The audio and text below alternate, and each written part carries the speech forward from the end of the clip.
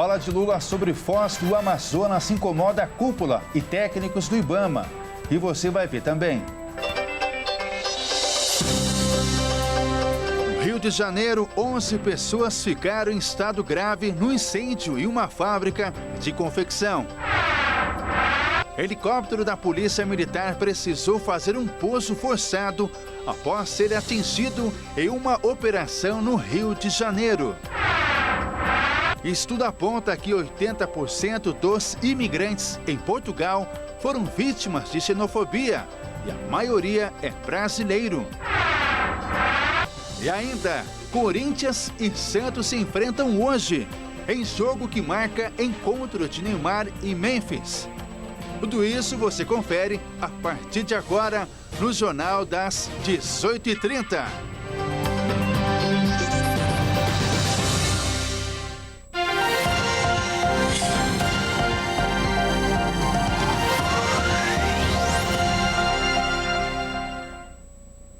Olá, seja muito bem-vinda e bem-vindo. Nós estamos ao vivo. São 18 horas e 37 minutos pelo horário de Brasília. Eu sou Ismael Nascimento e a partir de agora você confere comigo as principais notícias desta quarta-feira. Nesta quarta-feira, ambientalistas criticaram a fala de Lula sobre o IBAMA. O presidente do Brasil defendeu pesquisa para exploração de petróleo na Foz do Amazonas e chamou de lenga-lenga a demora do IBAMA em autorizá-la. O aumento da pressão feito pelo presidente Lula sobre o IBAMA provocou insatisfação generalizada entre os técnicos do órgão e a cúpula do Ministério do Meio Ambiente. Nesta quarta-feira, Lula criticou abertamente o órgão ambiental, acusando de dificultar o licenciamento que busca estudar a viabilidade da exploração de petróleo na bacia de Foz do Amazonas. Agora, antes de explorar, nós temos que pesquisar. Nós temos que ver se tem petróleo. Nós temos que ver a quantidade de petróleo. Porque muitas vezes você cava um buraco de 2.000 metros de profundidade e você não encontra o que você imaginava encontrar. E nós precisamos autorizar que a Petrobras faça pesquisa. É isso que nós queremos. E depois a gente vai explorar, é outra discussão. O que não dá para a gente ficar nesse lenga-lenga, o IBAMA é um órgão do governo, parecendo que é um órgão contra o governo. A exploração, no entanto, gerou preocupação entre ambientalistas. A proximidade da Foz do Amazonas e a força das correntezas marítimas aumentam o risco de danos em casos de vazamento de óleo. O projeto de exploração está travado desde 2023, quando técnicos do IBAMA negaram a licença ambiental para a Petrobras perfurar na região. Desde então, a estatal busca atender às exigências do órgão para obter autorização sob pressão da classe política. A reação foi dura dentro do órgão ambiental, que é vinculado ao Ministério do Meio Ambiente. Um dos integrantes do alto escalão do governo afirmou que a situação criou grande animosidade e que o governo está forçando a barra para acelerar o processo, atropelando a análise técnica. Já o Instituto Internacional Araiara lamentou a postura do presidente Lula e argumentou que a fala ofende as autoridades ambientais de todo o país. No Rio de Janeiro, pelo menos 21 pessoas ficaram feridas em um incêndio e uma confecção na zona norte do estado. 11 estão em estado grave e 18 pessoas sofreram algum tipo de ferimento e foram levadas para os hospitais. Quem traz mais detalhes é o repórter Anderson Nascimento. Um incêndio destruiu a Máximos Confecções, localizada em Ramos, na zona norte do Rio, na manhã desta quarta-feira. A fábrica confecciona roupas e é bastante requisitada.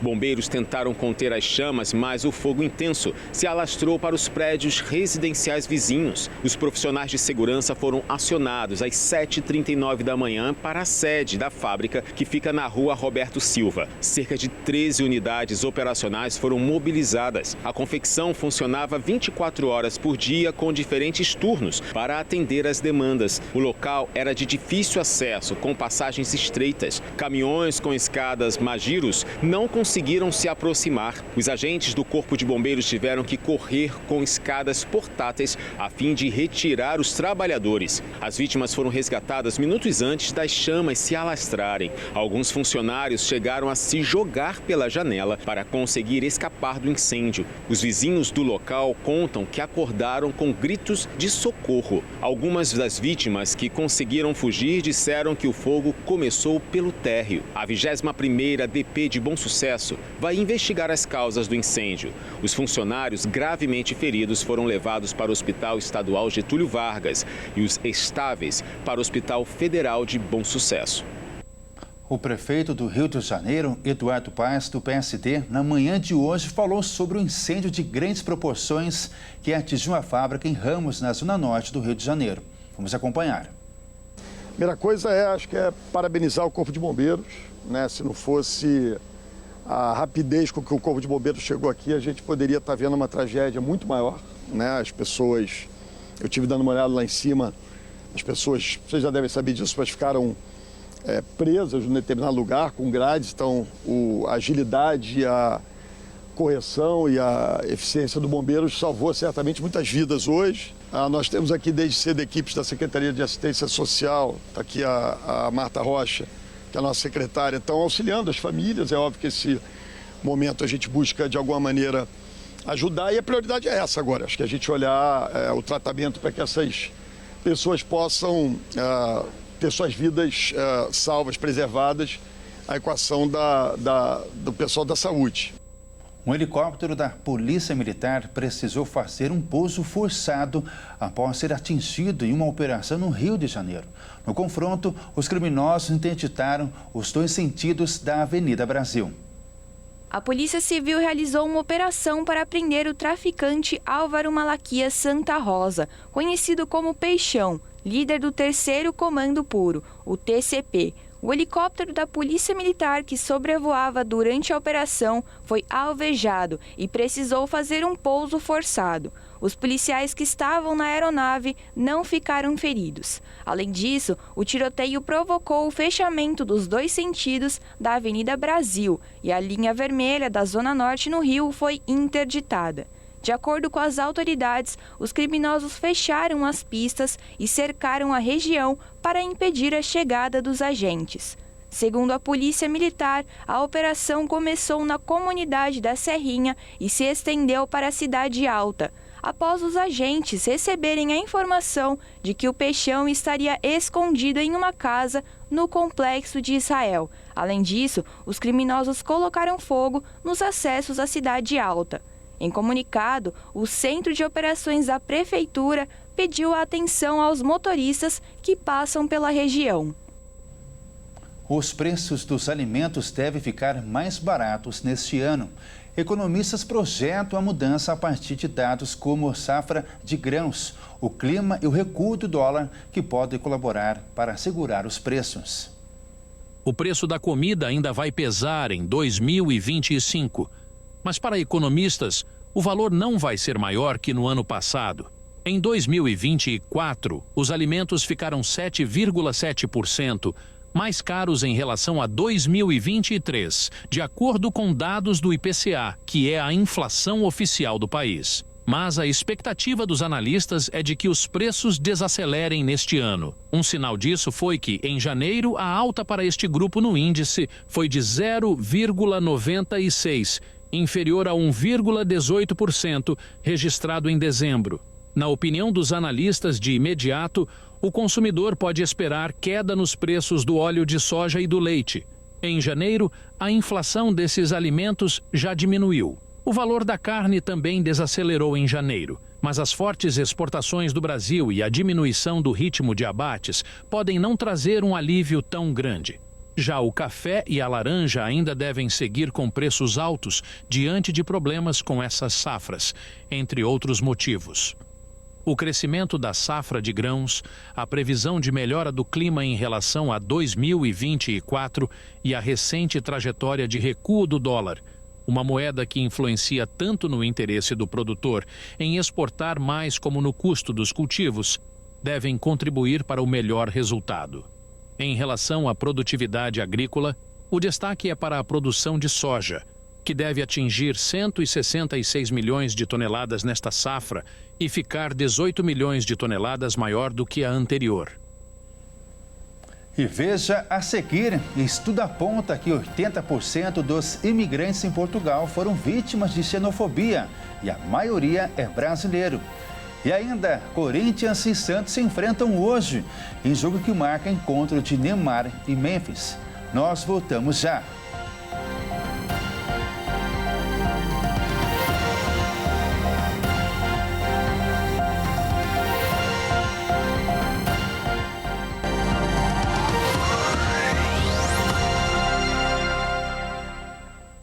Mais uma vez, seja muito bem-vinda e bem-vindo. Nós estamos de volta e ao vivo, agora são 18 horas e 48 minutos pelo horário de Brasília. Um estudo apontou que 80,4% dos imigrantes que moram em Portugal foram vítimas de xenofobia e a maioria são brasileiros. Um estudo realizado pela Casa do Brasil de Lisboa apontou que 79,8% dos imigrantes em Portugal afirmam já terem sido vítimas de discurso de ódio, sendo que a maioria dos que responderam à pesquisa são brasileiros, cerca de 83,6%. A internet é o principal meio usado para esses ataques. O levantamento ressalta que dos ataques de ódio, a xenofobia predomina, com 66,4% dos relatos. Depois aparece a misoginia, com 15,3%, e o racismo, com 11,5%. Para 77% dos entrevistados, diante do crescimento do movimento anti-imigração em Portugal, os discursos contra imigrantes têm se tornado mais fortes. Nos corredores de uma universidade em Lisboa, estudantes chegaram a colocar uma faixa com os dizeres "Grátis se for para atirar em Zuca". Zuca é uma abreviação de brazuca, termo pejorativo utilizado por eles para se referir a brasileiros. Cerca de 78% dos entrevistados acreditam que os discursos de ódio estão cada vez mais violentos. Trump e Putin conversaram pelo telefone nesta quarta-feira e concordaram em negociar a paz na Ucrânia. O presidente ucraniano Volodymyr Zelensky também revelou uma conversa telefônica com o presidente americano.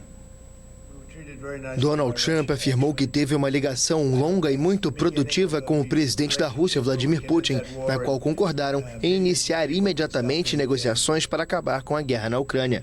Em uma mensagem publicada nas redes sociais, o presidente dos Estados Unidos afirmou que os dois concordaram em trabalhar juntos com visitas às respectivas nações. Putin confirmou a ligação e afirmou que o americano quer encontrar uma solução de longo prazo para o conflito com diálogos de paz. O presidente russo convidou Trump a ir a Moscou e disse estar disposto a receber responsáveis americanos na Rússia. Outros temas abordados na ligação entre os dois presidentes foram a situação no Oriente Médio, o tema nuclear iraniano e as relações russo-americanas. O presidente da Ucrânia, Volodymyr Zelensky, afirmou que também recebeu uma ligação de Trump nesta quarta. O líder ucraniano disse que os dois conversaram sobre as possibilidades de alcançar a paz na região. Durante o verão, os casos de dengue sempre aumentam. As condições de altas temperaturas e as chuvas favorecem a proliferação do Aedes aegypti em locais e recipientes com água parada. Desde o começo deste ano, o Brasil registra, em média, 2 mortes por dia. São quase 270 mil casos prováveis da doença registrados desde o início de janeiro. O Brasil já confirmou as mortes de 85 pessoas por dengue em 2025, o que representa uma média de 2 óbitos por dia desde o começo do ano. Além disso, 303 mortes ainda estão sob investigação. São quase 270 mil casos prováveis da doença em todo o território nacional. No mesmo período de 2024, a quantidade de mortes era menor, 62 confirmadas. Mas a quantidade de casos era maior, com 408 mil. A maioria das mortes foi no estado de São Paulo, que acumula 79% do total, ou 67 vítimas. O Paraná está em segundo lugar na lista de óbitos, com 5 confirmações, seguido do Rio de Janeiro, com 3, e Goiás e Minas Gerais, que possuem 2 cada. O estado paulista também lidera em números absolutos de casos prováveis, com mais da metade dos registros. São 157 mil desde o começo do ano. Minas Gerais está atrás, com 30 mil, seguido do Paraná, com 15 mil, e Goiás, com 14 mil. Ainda de acordo com o levantamento, a maioria dos casos acometeu mulheres, da faixa etária de até 29 anos, com quase 52 mil casos, o que representa quase 1 em cada 5 dos registros. No ano passado, o Brasil registrou mais de 6 mil mortes pela dengue e 6.600.000 casos prováveis da doença, número 4 vezes maior que o registrado em 2023. Agora é hora da gente falar de esportes aqui no Jornal das 18h30. E quem traz as informações é o Pedro Viraldi. Boa noite, Pedro. E tudo indicava que uma das principais novelas dessa janela de transferência estava perto do fim. Exatamente, Ismael. Boa noite a você, boa noite a todos que nos assistem. Estava tudo fechado entre o atacante Rony e o Atlético Mineiro. Mas nos últimos momentos da negociação, o Vasco da Gama fez uma proposta que balançou o jogador. E com isso, essa novela ganhou um novo capítulo. Rony, a princípio, aceitou a proposta do Galo e aguardava os clubes acertarem os últimos detalhes para que a transferência fosse concretizada. A proposta do Atlético gira em torno dos 6 milhões de euros, cerca de 38 milhões de reais. Mas saíram alguns rumores de que o Vasco teria uma proposta mais tentadora para o Rony e o staff do atacante teria voltado atrás na decisão de ir para o Galo. Mas o Palmeiras não gostou da atitude e negou ter conversas com o clube carioca. Afirmou que vai manter seu compromisso com os mineiros. A presidente Leila Pereira mostrou muita insatisfação com a atitude do atacante e de seus representantes. Ela garantiu que o Palmeiras é um clube sério e que cumpre com seus compromissos. Por esse motivo, o diretor de futebol Anderson Barros avisou o Hércules Júnior que agora Rony só iria se transferir para o clube mineiro. A proposta do Vasco não chegou nem a ser analisada pela diretoria palmeirense. Se Rony não aceitar ir para o Galo, ele irá permanecer no Palmeiras. Leila não quer repetir a situação que aconteceu com o próprio time, quando havia acertado todos os detalhes com o atacante Claudinho e, de última hora, o jogador foi para outro clube. O Atlético Mineiro já produzia o vídeo de anúncio de Rony, mas com esse problema todo envolvendo os representantes, o negócio ainda não está 100% fechado. E hoje temos um clássico no Campeonato Paulista, não é mesmo? Corinthians e Santos irão se enfrentar às 9h35 em Itaquera. Isso mesmo, Ismael. E o clássico alvinegro será marcado pelo encontro de 2 grandes jogadores, o atacante do Corinthians Memphis e o Neymar. As equipes se enfrentam na Neoquímica Arena pela 9ª rodada do Campeonato Paulista. E as principais atrações da partida devem ser titulares. O atacante Memphis Depay deve receber a camisa 10 hoje em uma forma muito especial no estádio. E Neymar Júnior vai em busca do seu primeiro gol em seu retorno ao Santos. O histórico do camisa 10 contra o Corinthians não é muito bom. São 19 clássicos, 6 vitórias e 8 derrotas. Esse é o primeiro clássico que Neymar vai jogar desde sua volta para o Brasil. Dentro de campo, a situação é diferente para os dois times. O Timão é líder do Campeonato Paulista e tem a melhor campanha do estadual. E já está classificado para as fases de mata-mata. Já o Peixe está fora da zona de classificação, na 3ª posição do Grupo B, e vai a campo em busca da vitória para reverter esse cenário. Bom, Ismael, por hoje é só. Uma boa noite a você, uma boa noite a todos que nos assistem. Até mais. Pedro, muito obrigado pelas informações, uma boa noite e até mais. O Jornal das 18h30 termina aqui e eu retorno às 20 horas com o Jornal Toda Hora. Uma boa noite.